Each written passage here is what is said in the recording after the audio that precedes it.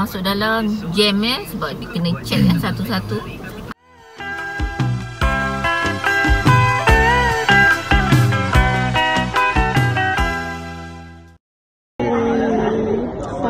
Minit tu sampai pipi ni semua sejuk ni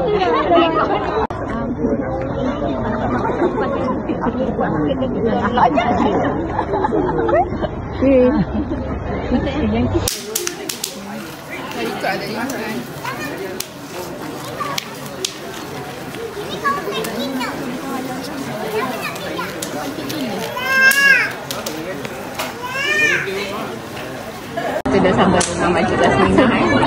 Kita makan dulu. Ada rendang. Kita pilih lah. Nanti lah. Jidan. Jalan ni. Siapa? Adina.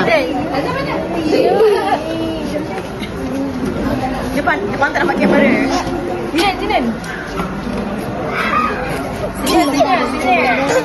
Depan tak nampak kamera. Aisyah. Tak masalah yang diorang ni. Ini jadi kaki tu. Susah betul. Ha? Silakan. Kuku.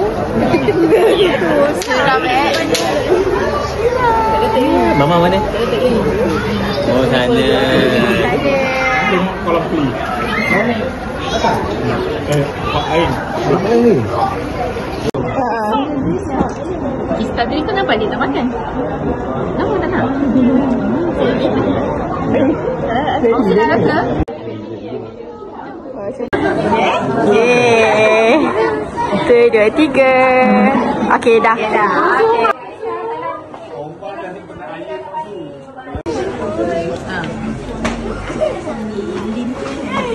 Yang mana itu di laut mana? Yang Tengok. cantiknya. Nama saya Upin. Nenek. Awak nak ke?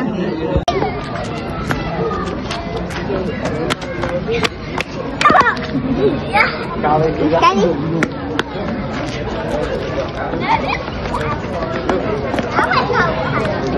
Nak bangun mana bangun juga.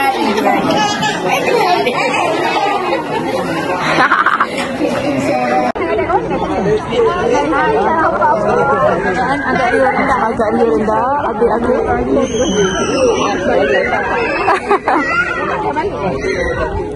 Kena paksa Kena paksa. Tanggapan. Paksa tanggapan. Banyak lah. Terima kasih datang